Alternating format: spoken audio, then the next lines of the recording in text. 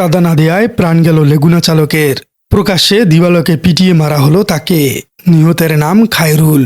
রাজধানীর যাত্রাবাড়ি চিটাগং রোড সড়কে এই মর্মান্তিক ঘটনাটি ঘটেছে।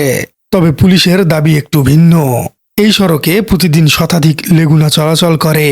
প্রতিটি লেগুনা থেকে নিয়মিত মোটা অঙ্কের চাঁদা ওঠে। নাম প্রকাশে অনিচ্ছুক চালকরা চাঞ্চল্যকর তথ্য দিয়েছেন। তাদের দাবি, প্রতি লেগুনা থেকে মাসিক ১,০০০ টাকা করে ট্রাফিক পুলিশ নেন। সিদ্ধিরগঞ্জ ও যাত্রাবাড়ি থানা পুলিশের নামেও চাঁদা ওঠে। সেখানে নেওয়া হয় ৫০০ টাকা করে। লাইনম্যানের জন্য প্রতিদিন দিতে হয় আরও ৪০ টাকা। যাত্রাবাড়ি ও চিটাগং রোড স্ট্যান্ডে এই চাঁদাবাজির নিয়ন্ত্রণ নিয়ে দীর্ঘদিনের বিরোধ রয়েছে। শুক্রবার বিকেল ৩:৩০টার দিকের ঘটনা। যাত্রাবাড়ির মাছের আড়ত এলাকায় সুফিয়া গার্মেন্টসের পাশে এই নির্মমতা ঘটে। সেখানে খায়রুলকে পিটিয়ে শেষ করে দেয়া হয়। সহকর্মীদের অভিযোগ, চাঁদা দিতে রাজি হননি খায়রুল। এ কারণেই তাকে টার্গেট করা হয়েছে। তবে যাত্রাবাড়ি থানার ওসি মোহাম্মদ রাজু ভিন্ন কথা জানিয়েছেন। তার মতে চাঁদার জন্য এই খুন হয়নি। সিরিয়াল ভেঙে যাত্রী ওঠানোই ছিল মূল কারণ। হৃদয় নামের আরেক লেগুনা চালকের সাথে খায়রুলের বিরোধ হয়। মামলার এজাহারেও যাত্রী ওঠানোর বিষয়টি উঠে এসেছে। সেখানে বলা হয়, শুক্রবার দুপুরে ২টায় চিটাগং রোড স্ট্যান্ডে ঘটনার সূত্রপাত। হৃদয় জোর করে তার লেগুনায় যাত্রী উঠাচ্ছিল। খায়রুল তখন এর তীব্র আপত্তি জানান। দুজনের মধ্যে প্রচণ্ড কথা কাটাকাটি হয়। এক পর্যায়ে হৃদয় চরম ক্ষিপ্ত হয়ে ওঠে।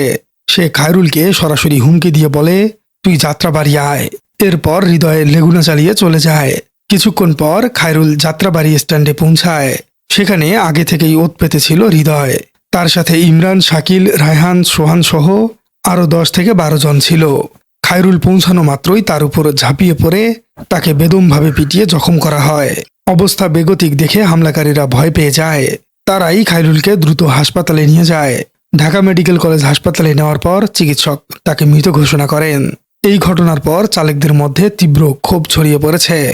অনেকেই ভাবছেন এই বিষয়টি একটি সাজানো নাটক। এর আড়ালে অনেকেই চাঁদাবাজির ঘটনাটিকেই আসল মনে করছেন।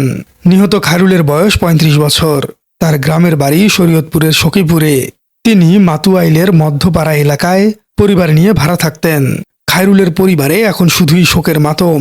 তার ছোট বোন আছিয়া আক্তার জানান, খায়রুল আগে মাছের ফিডের ব্যবসা করতেন। ১.৫ বছর বেকার থাকার পর মাত্র ১.৫ মাস হলো ভাড়ায় লেগুনা চালানো শুরু করেছেন। পরিবারের একমাত্র উপার্জনক্ষম ব্যক্তি ছিলেন খায়রুল। তার আয়ের উপর ৭ থেকে ৮ জন সদস্য নির্ভরশীল ছিলেন। তার ৩ বছরের একটি ছোট মেয়েও আছে। বাবার আদরের সন্তানটি এখন চিরতরে ইতিম। শনিবার যাত্রাবাড়ি থানায় একটি হত্যা মামলা হয়েছে। নিহতের বাবা মোয়াল্লেম সর্দার নিজেই বাদী হয়ে মামলাটি করেছেন। এজাহারে ৮ জনের নাম আছে।